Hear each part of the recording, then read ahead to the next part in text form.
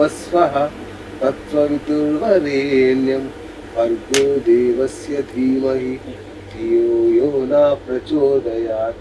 ఓం భూర్భువస్వః తత్సవితుర్వరేణ్యం భర్గో దేవస్య ధీమహి ధియో యో న ప్రచోదయాత్. ఓం భూర్భువస్వః. చెప్తున్నారు కాబట్టి ఇక్కడ తగ్గదు పవర్. మీకున్న పవర్ ఇక్కడ వరకు కదా, ఇక్కడ తగ్గదు. దాని పవర్, దాని వైబ్రేషన్స్ మీ బాడీలో నుంచి ఎప్పుడైతే పోతాయో అప్పుడు తగ్గిపోతుంది. అందుకే మనం 3 సార్లు త్రికాల సంధి అని చెప్పారు, ఇప్పుడు తగ్గిపోయింది. మళ్ళీ చెప్తే మళ్ళీ పెరుగుతుంది. ఏ మంత్రం చదివితే మనకు అనుకూలమైనటువంటి మంత్రము, ఏ మాల మనకు అనుకూలమైనటువంటి మాల. ఉదాహరణకి అనేక రకాలమైనటువంటి మాలలు వేసుకుంటున్నారు. అవును, నేనైతే కరుంగాలి మాల వేసుకుంటా. మీకు నేను అప్పుడు మ్యాచింగ్ చేసి ఇచ్చాను కదా, మీరు ఇచ్చింది కరుంగలి మాల. నేను కూడా ఈ మధ్యన కరుంగలి మాలనే వాడుతున్నాను. కాబట్టి కరుంగలి మాల వల్ల కూడా మరి ఇంకోటి ఏంటంటే, కరుంగలి మాల వేసుకున్నటువంటి ప్రతి సందర్భంలో అది జీవితాంతం పనిచేయదు. మళ్ళీ మీకు ఎంతైతే నరదృష్టి విపరీతంగా ఉంటుందో అది మొత్తం కూడా అది లాగుతుంది నరదృష్టిని, మీ మీద ప్రభావం చూపదు. అది అంత లాక్కొని మొత్తం అది దాంట్లో పవర్ పోతుంది. మళ్ళీ దాన్ని ఏం చేయాలంటే మళ్ళీ 6 నెలలకు సంవత్సరానికి మళ్ళీ కొత్త మాల ధరించాలి. అవునా? ఫ్రెష్ ఒకసారి తీసుకున్నామంటే అది మళ్ళీ ఒకవేళ అందులో నెగిటివ్ ఫామ్ అయ్యే అవకాశం కూడా ఉంటుంది, అట్లే ఉంటాయి. అలా కాకముందే మనము 3 నెలలకో 6 నెలలకో చెక్ చేసుకొని అలా పవర్ అయిపోయింది అంటే మనం దాన్ని వాడుకోవద్దు. ఇప్పుడు మీకు ఇచ్చి 2 నెలలు అయిందా, నెల 15 రోజులు అయింది. ఇప్పుడు మీకు అది నరదృష్టి పవర్ ఉందా లేదా ఎంత వచ్చి చూపిస్తాను. ఇగో నరదృష్టి పనిచేస్తుంది. మీరు అది పక్కన పెట్టండి కొంచెం. కంటిన్యూ అంటే అది మిమ్మల్ని ప్రొటెక్ట్ చేస్తుంది. మీరు అది మళ్ళీ ఇచ్చేస్తే 100% పనిచేస్తుంది. కాబట్టి ఎప్పుడైతే మళ్ళీ మీరు వేసుకున్నా కూడా ఇది ఓపెన్ అవుతుందో ఆ టైం వరకు మీరు అంతకు ముందే తీసేయాలి. అది చెక్ చేసుకొని తీసేసుకోవాలి. ఇప్పుడు దీని పవర్ ఎంత ఉంది?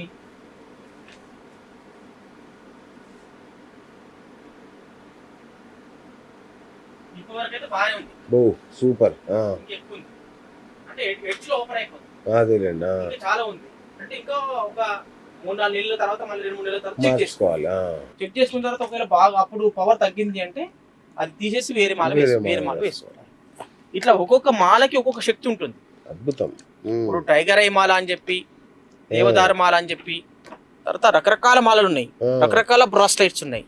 అవి ఏది మ్యాచ్ అవుతుంది అనేది మన స్పెషల్ మ్యాచ్ అయిందే వేసుకోవాలి. ఇప్పుడు నా దగ్గర ఉన్నది మీకు మొన్న చూపించాను గత వీడియోలో, నా దగ్గర ఉన్నాయని కూడా మీకు మ్యాచ్ అయినాయా? అన్ని అవ్వలేదు, ఒకటే అయింది కాబట్టి ఒకటి ఇచ్చేసి. అట్లా మీరు ఇంకా 2 నెలలకు వచ్చినా అది పవర్ ఉంటుంది చూసిన. ఎప్పుడైతే పవర్ తగ్గుతుందో అప్పుడు తీసేసి పాడేసి కొత్త మాలను మళ్ళీ తీసుకుని వేసుకోవాలి. Super sir. అండ్ అట్లాగే మీరు మెడికల్ ఆస్ట్రాలజీలో కూడా తోపు ఎక్స్పర్ట్ మీరు. సో అంటే ఒక వ్యక్తికి ఏ జబ్బు రాబోతుందో కూడా పసిపెట్టొచ్చా అండి? 100% కదా.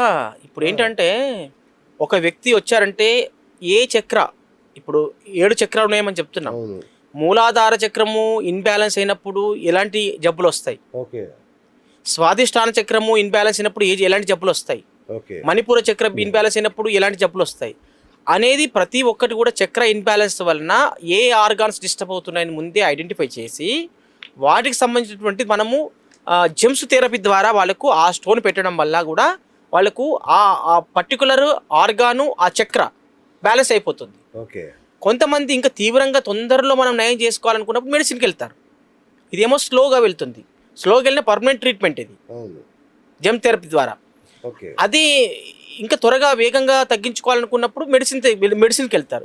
ఈ మెడిసిన్లో కూడా ఏంటంటే వాళ్ళకి మ్యాచింగ్ మెడిసిన్ ఏంటి, అలోపతి అయితే సెట్ అవుతుందా, హోమియోపతి సెట్ అవుతుందా, లేకపోతే ఆయుర్వేదం సెట్ అవుతుందా. ఆ సెట్ అయ్యే దాంట్లో మెడిసిన్లో కూడా ఏ మందు అయితే మీకు సెట్ అవుతుంది ఇలా కూడా తెలుస్తుందా. కొంతమంది నా దగ్గర చాలా మంది, ఒక ఆవిడ వచ్చింది, చాలా మందులు మెడిసిన్ వేసుకుంటుంది ఆవిడ, రోజుకు 4-5 మాత్రలు మింగుతుంటాయి. ఆవిడకి నేను చెక్ చేస్తే ఏ మాత్రం మీకు పనిచేస్తుందని చెప్పానో ఆ మాత్ర పనిచేస్తుందంట ఆవిడకి. ఏది పని చేయట్లని చెప్పదు, ఇది నిజంగానే పని చేయట్లని చెప్పేది ఆవిడ. ఇలాంటి చాలా సంఘటనలు ఉన్నాయి. అంటే ఒక మెడిసిన్ వాడుతున్నప్పుడు ఏ మెడిసిన్ మనం వేసుకుంటే పని చేస్తుంది, ఏ మెడిసిన్ వేసుకోకపోతే ఏ మెడిసిన్ అయితే పని చేయదు మనకు అనేది ముందే మనము తెలుసుకొని వాడుకోవచ్చు. ఓకే. ఇంకోటి సార్, పిల్లలు వాళ్ళ స్టడీ రూమ్లో ఎంత చదివినా కూడా ఏకాగ్రత ఉండదు. అవును. సో మరి ఏకాగ్రతను పెంచడానికి రూమ్లో అరేంజ్మెంట్స్ ఎలా ఉండాలంటారు? అంటే అరేంజ్మెంట్స్ మనకు అనుకూలంగా వాస్తు ప్రకారం లేకపోవచ్చు.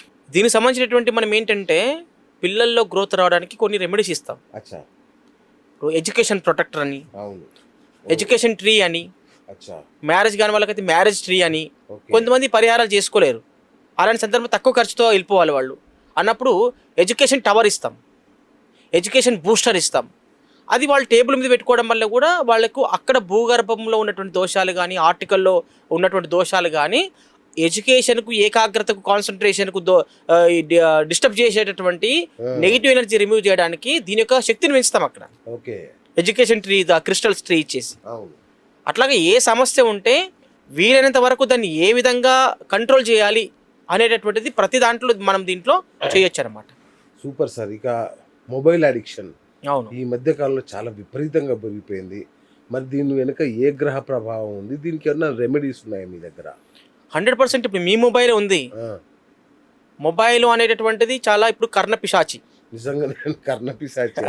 అయితే అంటే మొబైల్ వల్ల సౌకర్యాలు అనేకం ఉన్నాయి, అసౌకర్యం కూడా ఉంది దానివల్ల. ఎందుకంటే హెల్త్ మీద ఎఫెక్ట్ పడుతుంది. ముఖ్యంగా చెప్పాలంటే ఈ రోజుల్లో చిన్నపిల్లలు మొబైల్ లేకపోతే వాళ్ళ యొక్క జీవనం నడుస్తలే. ఇంటికి వచ్చారంటే మొబైల్ పట్టుకోవాలి. తల్లిదండ్రులు అట్లా అలవాటు చేశారు వాళ్ళకి. అంటే అంత స్ట్రిక్ట్ లేదు పిల్లలు కాబట్టి. భోజనం చేస్తే మొబైల్ ఇవ్వాలి, ఆడుకోవడానికి మొబైల్ ఇవ్వాలి, ప్రతిదీ మొబైల్ ఇవ్వాలి. దీనివల్ల ఏం జరుగుతుంది అంటే పిల్లల లోపల బ్రెయిన్లు ఎవరికైనా తెలుసు సెన్సిటివ్గా ఉంటాయి, చాలా నరాలన్నీ చాలా సూక్ష్మంగా ఉంటాయి. మరి ఇలాంటి రేడియేషన్స్తో ఆ నరాలు ఏమైపోవాలి అంటే పిల్లవాడు బాగా పిచ్చోళ్ళలాగా తయారైపోతాడు, లేకపోతే దానికి అడాప్ట్ అయిపోయి పిచ్చోడు అయిపోతాడు, లేకపోతే హెల్త్ ఇష్యూస్ వస్తాయి. కాబట్టి చాలా మంది పబ్జి ఆడి ఇట్లా కొన్ని న్యూస్ కూడా మనం పేపర్లో వింటున్నాం కదా, సూసైడ్ చేసుకుంటున్నారు, అంటే డిప్రెషన్కి పోతున్నారు. ఇవన్నీ కారణాలు ఏంటంటే మొబైల్ ప్రభావం. దీంతో పాటు దానికి ఉన్నటువంటి మనం ఏం చేస్తున్నామంటే ఎలాగో వాడేది తప్పదు, కొంతమందికి వాడుతున్నారు. అంటే తెలిసిన వాళ్ళు వీలైనంత కంట్రోల్ చేసుకుంటే మంచిది. పిల్లలకి ఇవ్వకపోవడం, వాళ్ళు కూడా అనవసరమైనటువంటి కళ్ళ జబ్బులు రా అవకాశం ఉంది. లేకపోతే అనేక పెద్దవాళ్ళు కూడా పిచ్చిలో అయ్యే అవకాశం ఉంటుంది. అడాప్ట్ అయిపోయి ఆడవాళ్ళు, మగవాళ్ళు వాళ్ళ పని లేకపోతే ఇంట్లో మొబైల్ పట్టుకుని కూర్చుంటే పిచ్చెక్కిపోతుంది. ఏదో ఒక పనిలో లేకపోతే కాన్సన్ట్రేషన్ లేకపోతే మొబైలే. ఆ మొబైల్ వల్ల అనర్థాలు చాలా ఉన్నాయి. కాబట్టి మేమేం చేస్తున్నామంటే మొబైల్ యొక్క వచ్చేటటువంటి నెగిటివ్ రేడియేషన్స్ ఏవైతే ఉన్నాయో వాటిని తగ్గించడానికి ఒకటి యాంటీ రేడియేషన్ చిప్ తయారు చేశాం గోమయంతో. అంటే గోపేడలో రేడియేషన్స్ కంట్రోల్ చేసే శక్తి దాంట్లో ఉంది. ఓకే.